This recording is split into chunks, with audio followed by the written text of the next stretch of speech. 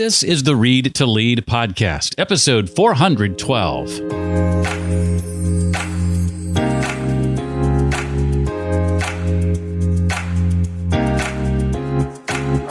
I recommend, and I think a lot of people are just doing this organically, is start a side business while you still have a job. And then you can start learning the differences and testing out different ways of doing things. Are you trying to grow your business and you've recently discovered that you're the bottleneck, the very thing that's preventing that from happening? Well, if you want to leverage your tiny business into big money, then today's episode is for you. This is the Read to Lead podcast, and I'm your host, Jeff Brown, and I'm here because I believe that if you want to have true success in your business and in your life, then intentional and consistent reading is a must. I interview a successful and inspiring author each and every week, and we dig into content from their latest book and their unique insights on things like professional development, leadership, productivity, career, business, marketing, sales, and entrepreneurship. Entrepreneurship being the thing that gets the focus today, as we are joined by Elaine Pofeldt. She is the author of the book, Tiny Business, Big Money, Strategies for Creating a High-Revenue Micro Business. I'll be asking Elaine to share about steps you can take right now if you haven't yet launched that business you've been wanting to because you're stuck in an employee mindset, her tips on helping to get your product or venture seen, growing a team, whether that's freelancers, actual employees, or a combination of the two, and much more. Since the release of my book back in August called Read to Lead, the simple habit that expands your influence and boosts your career, my dance card is filling up. I've got 4 speaking gigs in the month of March alone, and I would love to add you to my speaking tour, if you will. You can see some of the topics I love to speak on at my website, readtoleadpodcast.com/speaking. If you'd like to know more, just reach out to me directly. It's Jeff@readtoleadpodcast.com. That's Jeff@readtoleadpodcast.com. And we can determine whether speaking at one of your upcoming events, offering professional development training to your team, or some other option is the right way to go. One more time, that's Jeff@readtoleadpodcast.com. Elaine Pofeldt is an independent journalist specializing in entrepreneurship. Author of The $1 Million One-Person Business, her work has appeared on CNBC and in Fortune, Money, Forbes, and quite a few other publications. If that book or her name is familiar to you, it might be because you recall her from my Boss Free Virtual Summit, my online conference from what is nearly 3 years ago now. Elaine was one of our 34 speakers for that conference. Her new book is called Tiny Business, Big Money, Strategies for Creating a High-Revenue Micro Business. Well, Elaine, it's fun to talk to you again. Welcome back to the show. Glad you're here. Thank you so much, Jeff. It's great to be here. Well, your first book I got quite a bit out of and really enjoyed having you as a guest on the Boss Free Virtual Summit. And this book seems like the next logical progression. What are some examples of the kinds of businesses that you highlighted in this book? And also some examples of the business you chose not to include and why you made those decisions? Well, there are lots of examples. This one has almost 60 case studies. If you read the first book, you know I love case studies. And when I'm looking at our businesses that are one step beyond the $1 Million One-Person Business, I found when I updated the first book, it came out 2 years after it was published in 2018, that some of those businesses said, Elaine, we're no longer one-person businesses. And, we hired our first employee. And while they weren't completely different just because they had one person or now they have a recurring team of contractors, things do change a little bit at that stage. And what can happen is if you still think like you're just one person and other people are relying on you to tell them what the business needs done or how you want it to be done, you become a bottleneck and you start losing a lot of the freedom that you had as the one-person business because you're always putting out fires. And so I went back to, my mental database of entrepreneurs who were in this stage, and I talked to them a lot about how they were making this transition and how were they leading their teams. It was very interesting to see. I think they're really on the cutting edge of business and are using methods that maybe you wouldn't learn in business school. One of the entrepreneurs, Brian Dean, founded a company called Backlinko. It's an SEO business. And he's a New Yorker, but he's a digital nomad, and he's living in Portugal currently. He manages the entire team on Slack. I'm sorry, not on Slack, on Notion, which he says is it's like Slack and Asana had a baby. And, and he just did an exit. Actually, there have been a lot of exits with these really small businesses lately, because there's a lot of investors realizing that if they aggregate them, or integrate them into a bigger company, they can be very successful. And I thought that's very groundbreaking, right? Because we all feel if we had a team, we'd have to have team meetings. But why? He hates meetings. He doesn't want to. He's able to communicate with everybody. He lives the life he wants. He was living in Berlin before. Why? And it makes you really question some of the assumptions about business that we have, that things must be done a certain way. Yeah, now, some of these companies that you highlight, I think in your words, aren't maybe some of the more sexy ones that we tend to kind of default to. What might be some examples of some of those that we just don't even think about day to day? They're right in front of us, but we just don't notice them. Well, before I say what they are, I did want to backtrack to the methods that I used to select these categories so people understood it. Good point. Readers of my work know I'm a geek about census data. And so what I did with my team is we created a giant spreadsheet where we sorted the average revenue minus the average payroll for every industrial code in the United States. And then we organized them by which ones had the most money left over. After payroll, basically, because if someone's not a business owner, they might not know that payroll is usually the biggest cost in most businesses. Sometimes real estate is, but it's a substantial cost. And it was really, really interesting, Jeff, to see. My kid said I was chuckling like a mad woman when this chart came out. Before I get into this, I also did the 60 interviews for the book of entrepreneurs, and I combined what I have in the charts and those interviews to draw my conclusions about the best categories. And you will understand why when I tell you that for the businesses up to 4 employees, the top one was casinos, right? So I'm not really going to go out and recommend that the average person go start a casino, sure. Unless maybe they live in Las Vegas. I think these are little gas station casinos. And the second one was butter creameries. Now, this is maybe a burgeoning artisanal trend. Apparently, they're very automated. And then there are a lot of other categories that I think are much more accessible. And those are the ones that I focused on. One of them is e-commerce, business to business. E-commerce is a big one. And it kind of overlaps with wholesaling because you can wholesale without having an e-commerce site. But the way that everything has been during the pandemic, a lot of it is going online. One example of a business that would fit into these sort of overlapping categories is one called Flexible Pouches. The founder is Apurva Batra. He's a young guy, about 29 years old. He was a Chevron engineer, and he always wanted to have his own business, and he loves traveling all over the world. So he did a lot of research to find a business that would allow him to have that lifestyle and make a good amount of money. And what Flexible Pouches does is via e-commerce, it sells the plastic bags inside of cereal boxes, right? Online to small cereal makers and also small pharmaceutical companies, because the big companies in that space, he started out marketing at trade shows to kind of get the lay of the land. And he realized it would be very hard to be competitive because they need so many millions of bags that as a startup, it would be hard to have the might to really do that. So he focused on the small and mid-sized companies, and then he built a website where a lot of it is automated so they can place their order for the bags and get it through his website. He could be traveling all over the place, and it's about a $3 million business, which is just beautiful, like the way he's organized it. And he's been in business for a few years now.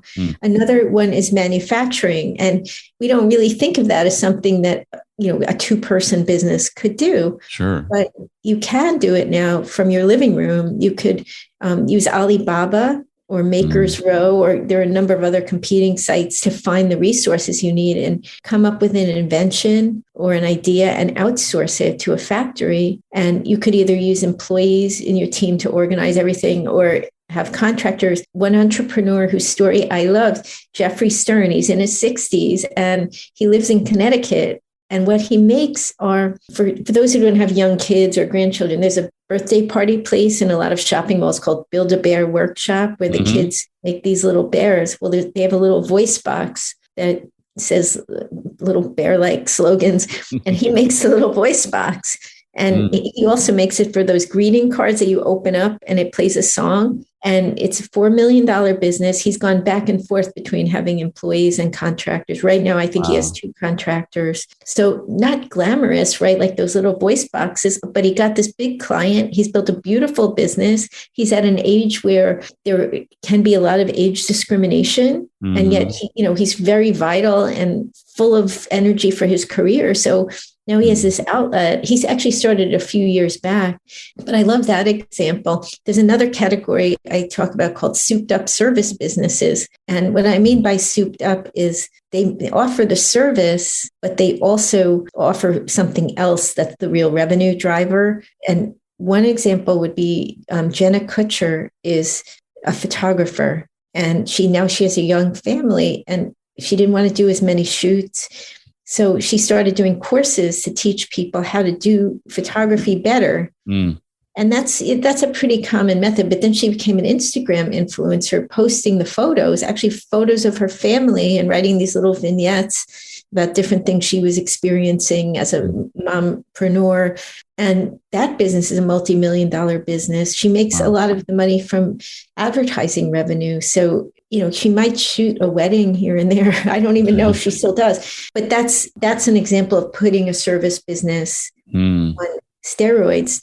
Transportation is another one where there are a lot of ancillary things you can do in that industry. It's not driving a bus or something like that. It's like Janine Iannarelli sells used private jets, and she's been doing it for years. It's a commission-based business. And think about the cost of a jet. So like even a small percentage of a jet, right, is a big commission. And she had been in aviation in different capacities over the years. And then her career sort of morphed into independent business ownership. And another one that's booming is construction. Right now, a lot of people are moving out of cities to the suburbs, and they want to build a house. One entrepreneur that I interviewed, Wade Heiner, is involved with a company called Destiny Homes. And what they do is make family style houses, but for very affordable prices. So he's in the Midwest and maybe under 300,000. And they had to work with the local municipalities to allow more houses on one lot to get this through. And he's a salesperson, so he's not the home builder. This is why I like his example, because a lot of times we think, oh, I can't get into construction because I know nothing about building a building. Well, neither did he, but he had been around the real estate industry, and he knew these 2 guys who already were builders, but their forte was not sales. So he got in on it as an equity partner. So now the 3 of them are the entrepreneurs. And bingo, they're all 7-figure businesses. Wow. They offer great opportunities right now because we have the great resignation, right? People are looking to start businesses, and they may not think of these businesses that are like on the side of some post road they drive past in some metallic looking building. You have no idea what's going on in there. Well, it's some millionaire next door manufacturing some widget and making a few $1 million a year and living a very creative and fun lifestyle.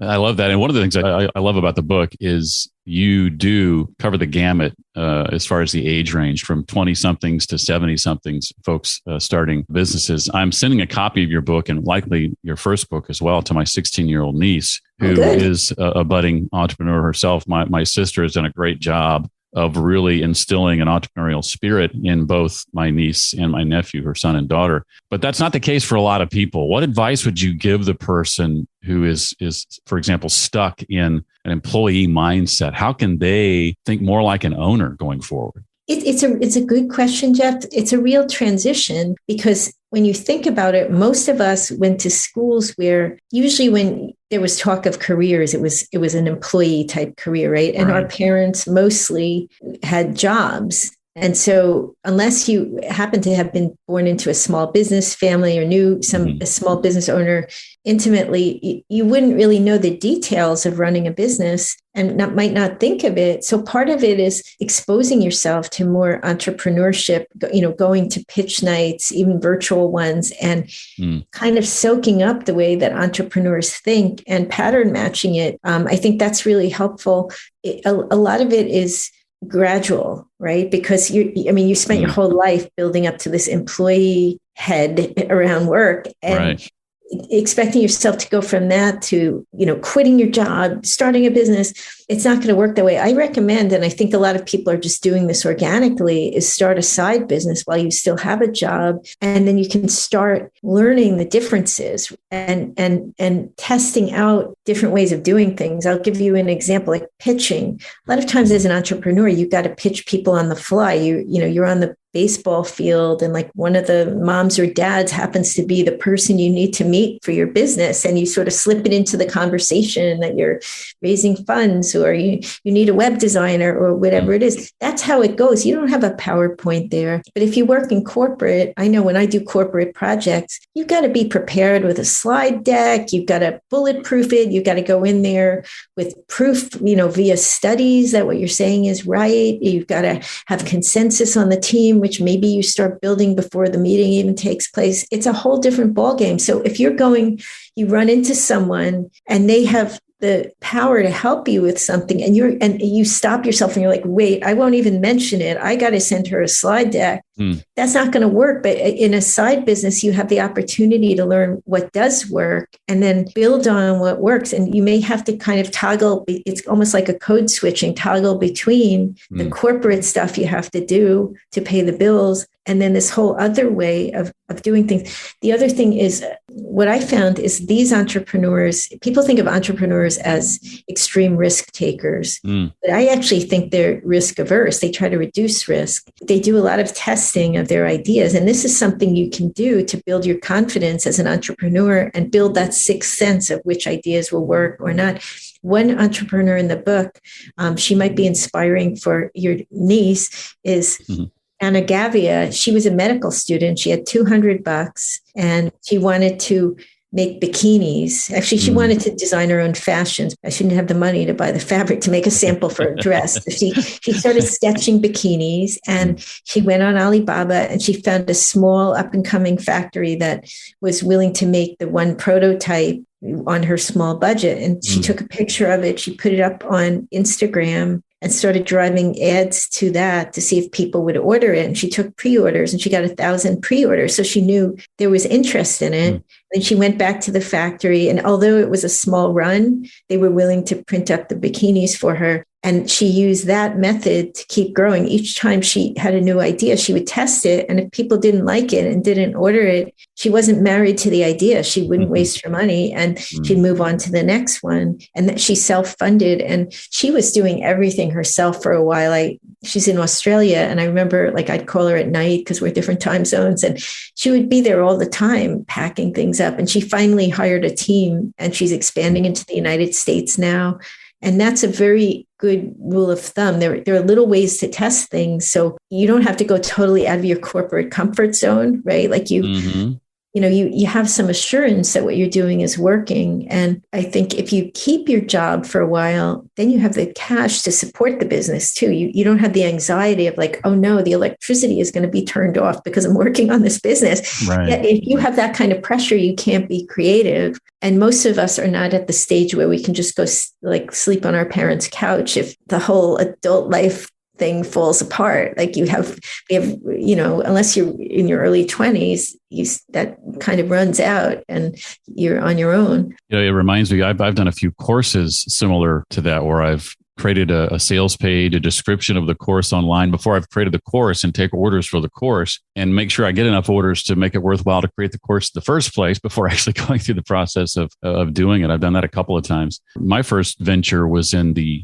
app space, building apps for small businesses and finding sites online, much like there are sites for building websites, helping you do that without having to know code. There are platforms online that help you build mobile apps without having to know code. And this was, 12 years ago, I guess now. And so I started a little side business building apps for small local businesses who had thought up to that point that, having an app for their store or their business was out of their reach. And I was able to convince them that's not the case, and did that as a nice little side income. And when I lost my radio job, kicked out of the industry almost 9 years ago, that's what I survived on. I jumped into that, full time. and did that for a little while until I was sort of able to figure out, well, what do I really want to do, long term. And now it's the podcast and everything associated with that. And so it's been fun to see that, how that journey is just kind of, zigged and zagged along the way. And I've adjusted as needed and continue 9 years into it, being my own boss and making my own schedule. And I would never go back. I can't imagine ever going back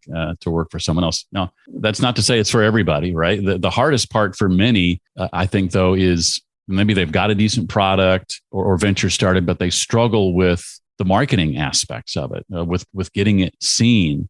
You mentioned the photographer running ads to Instagram posts is certainly one way to do that. What did you learn from those you studied about just in general, spreading the word? They use a variety of different methods. Content marketing is big for some. Like what you're doing, a podcast could be a form of content marketing. Sure. A lot depends on your natural skills. If you're a good writer, content marketing could be very efficient, and that could take place in a lot of different places. It could be you run a blog. It could be you guest post. It could be even in the form of email marketing, right? Like if you deliver a great email newsletter, maybe you're not even selling anything in it, but it just keeps your name out there because it's so good.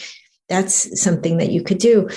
I think it's really important to tap into whatever skills you have. If you're doing grassroots marketing where you're not paying someone else to do it, because there's a learning curve for all these different methods. Some people are doing paid Google ads and that sort of thing. That's for e-commerce. That's very popular, or even internally within Amazon. If you have an Amazon store, there's you can pay to improve your ranking in there with certain types of ads. It's very industry specific, but what I would say is it doesn't have to cost a lot of money. The paid ads is probably the most expensive method.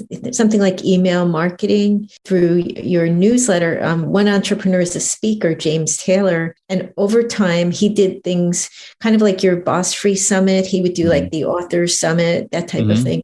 And he would build up these mailing lists from the events. And then when he was doing something new, he would send out targeted emails, and he segments it so that certain emails, I think he had done a guitar summit, and he has a music background. So certain emails wouldn't go to the people that are interested in guitar playing because they're not about that.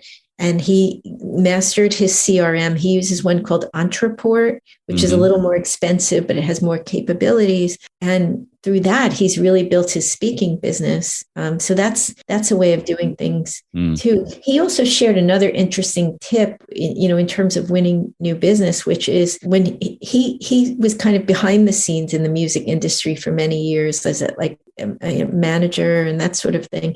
And then he found he was actually really good as a keynote. And now he speaks constantly for big companies around the world. To find gigs, he, first of all, registered with speakers bureaus because he found that they book the higher paying work. And he's registered for, I think he said 19 speakers bureaus. So part of marketing might be getting someone else involved in your marketing, and they take a commission, but they have some skin in the game. If they don't book him and they spend time on it, they don't make any money.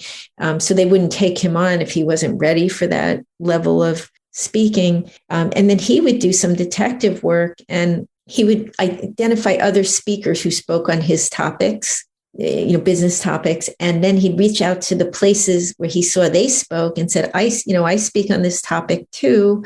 I could deliver a speech on such and such. Would you be interested? And he would do it that way. He also uses the CRM to contact people. Like if he reached out to them by email one time and they didn't respond, he'll send a series of 5 different emails. And sometimes they're not even really about speaking. Like he said, maybe by the 5th one, it would be Scottish country dancing. He lives in Scotland, to kind of, and he said, sometimes it will be that one, the one that's more like small talk that engages them. So there's a lot. I actually have a pretty robust chapter on some of the detailed things that they do. Because it's different for each business, but when you see all the creative thinking that goes into it, I think it will get you inspired as to what you can do with the talents and abilities and skills skills that you have right now without taking, 5 more courses or whatever. Anybody can market with the skills that they have now. It's just figuring out like, okay, I'm an introvert. Maybe it's better for me to market using online marketing because I am not comfortable talking to people on the phone, or, I love people. I'm an extrovert. I love going to live events, and now the world is opening up. I'm going to go and I'm going to network the hell out of it, and so it just depends on who you are, but not trying to force fit yourself into something that you're not. Good point. Good point. I started out using MailChimp as my email service provider, mainly because I could have up to 2,000 on my list and not pay anything. It was free. I eventually updated or transitioned to, I use ConvertKit now. And a lot of folks are surprised to learn that after doing the Boss Free Virtual Summit, I grew my list through that summit by 85%. So I almost doubled my list through that one event.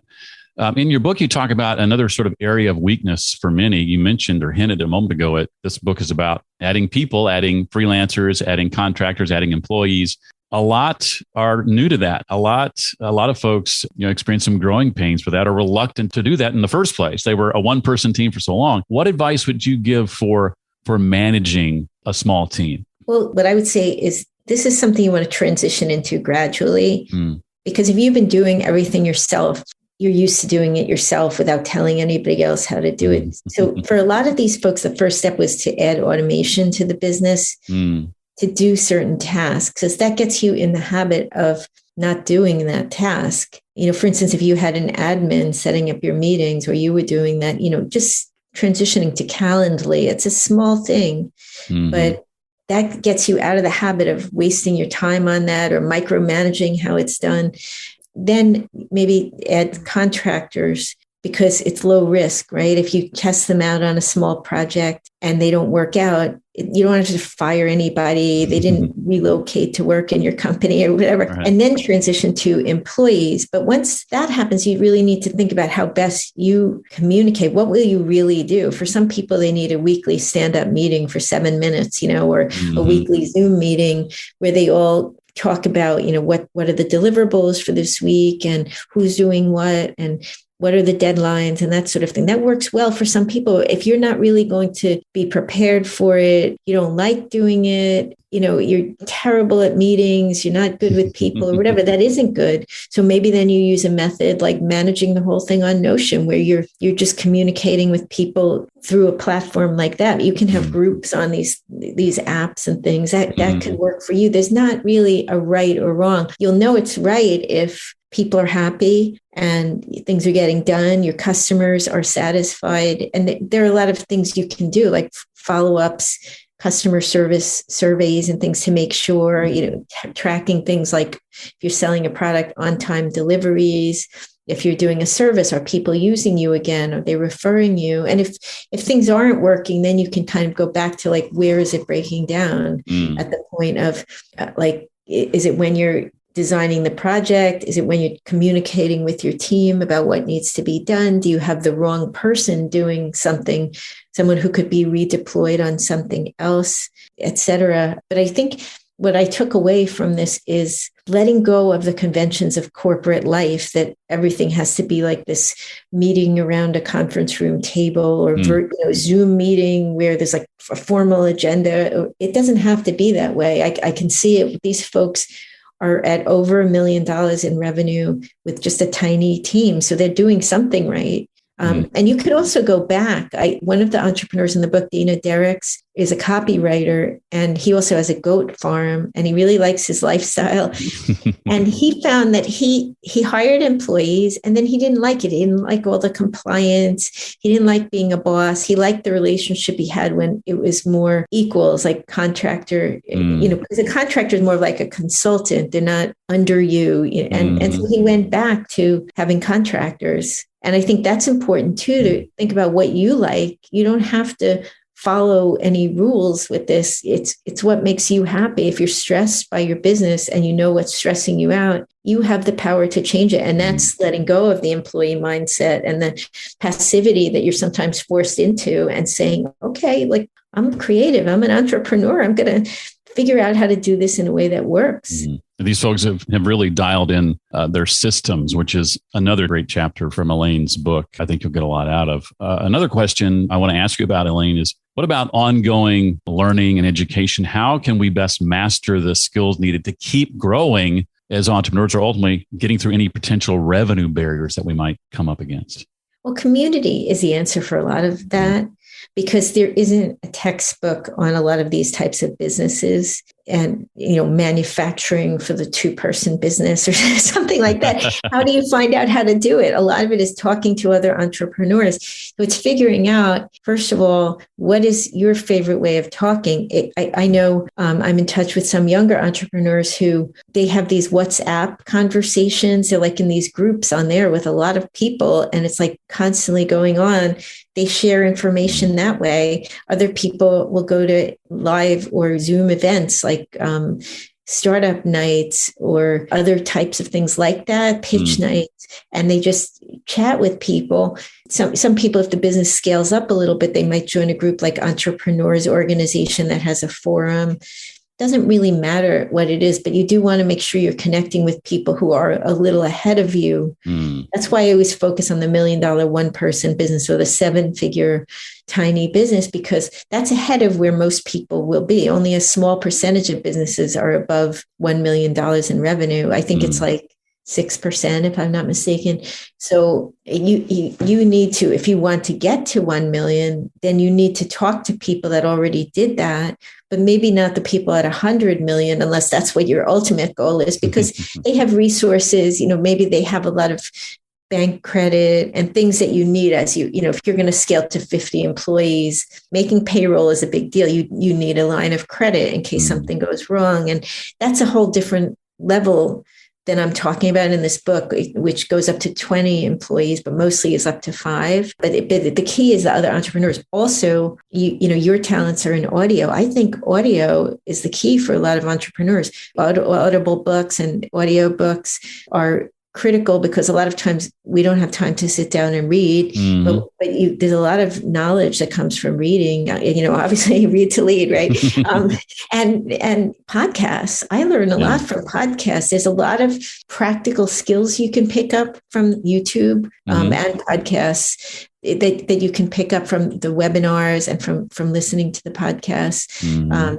And you can also get inspiration and hear people that you really love and follow. Sometimes I'll get hooked on a certain author, and then I look for every single podcast that person has done, or every YouTube. I mean, I do like a mix of both, because I think sometimes there are visuals on the YouTube that, they do presentations and things that maybe you would miss in the audio only. But people are getting much more sophisticated with these things too, and they have ways of sharing things that are really helpful. Yeah, I'm finding that it's funny. I just learned back in August of 2021 at the annual Podcast Movement Conference that YouTube was gaining a lot of ground for how people consume podcasts. And at first it was something I was like, is that really true? And then I thought about my own habits. When I had a commute, I listened to podcasts in my car via my phone. But at home, almost every podcast I consume via YouTube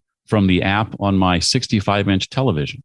And so, I'm watching podcasts, not listening to them as much as I used to. Yeah, it's funny because I listen to, if they do have a YouTube version of a podcast, I always, even if I'm in my car, if I'm sitting at a stoplight, I like to kind of glance at the screen a little bit, and not when I'm driving, obviously, but I get a little more out of it sometimes through the nonverbal communication that goes on. But I figure, whatever way you get the information into your mind and into your life, then you start to synthesize it and you draw your own conclusions. Sometimes I'll listen to 20 podcasts on a topic and I'll realize something important. Like a lot of times people will only make big changes in their business if they step away and give themselves a little space to like take a day off, because that's an occupational hazard, as you and I both know, right? You can always, if you like your work, which I do, like I will easily work 7 days a week. I might not work the whole day on the weekends because I have kids. but I get up early. I like to write things, but you can't get any distance doing that. And that was something I picked up on recently. And I just did an interview with an entrepreneur. He has a very small business, but he decided he was very visionary, but disorganized. And he felt it was doing a disservice to the business. So he hired a president to come in to run the business so he can do more of the visionary things. And he's really good with sales and do that and step out of the way of the other stuff, because he also has young children and he wanted more time. But the way he came to that was he took one night off. He stayed in a local hotel. He had dinner with his wife, and then he had the night alone and slept in, which he didn't get to do very much with a 1-year-old in the house. And then he went on a long hike the next day. And it was during this hike that he had the epiphany. But I saw that fit into a larger pattern from listening to a lot of things with entrepreneurs who said the same thing, where they had a major epiphany. It wasn't like they went away for 2 weeks. It was like they went away for one day and were by themselves and had that space. So those are the kind of things you'll pick up on. And then you realize, oh, like the reason for the roadblock isn't what I thought. It's not because I don't have the right CRM. It's because I'm gumming up the works because I keep forgetting all the things I'm supposed to be doing. I'm not that organized. And someone else is an operations person should be doing that. I think they're very valuable.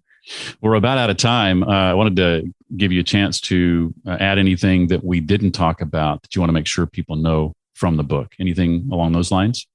Sure. Well, I think of a business as a practice, similar to like a yoga practice or a martial arts practice.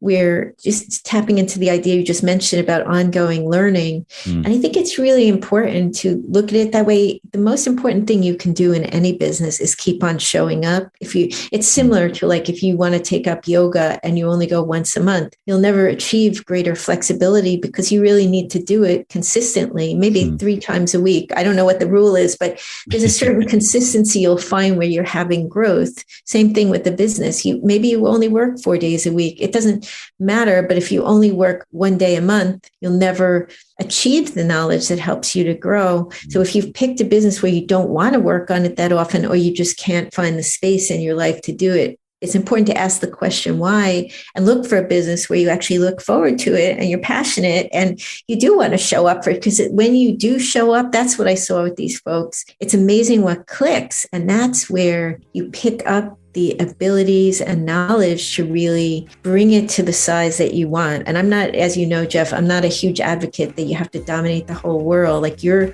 business could be $100,000 business that supports your family living where you want to live. It's up to you. Right. But you have to show up to make it happen. Well, the book again is called Tiny Business, Big Money Strategies for Creating a High Revenue Micro Business. I highly recommend you pick it up. It is officially out now, and her name is Elaine Pofeldt. Elaine, thank you so much for being here. Appreciate having you. Thank you, Jeff. Always a pleasure. If you haven't already, I would not only pick up this book from Elaine, Tiny Business, Big Money, but also her first book we briefly mentioned, The $1 Million One-Person Business. In fact, I'd read that one first and then read this one.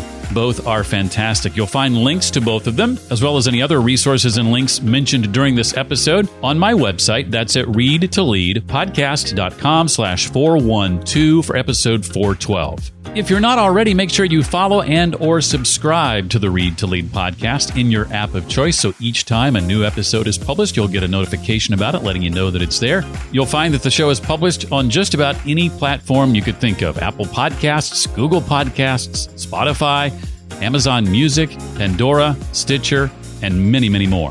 If I can be of help to your team with in-person or virtual training, or you're looking for a speaker for your next event, I hope you'll reach out to me at jeff@readtoleadpodcast.com. That's all for this week. I'll see you next time. Until then, remember, leaders read and readers lead.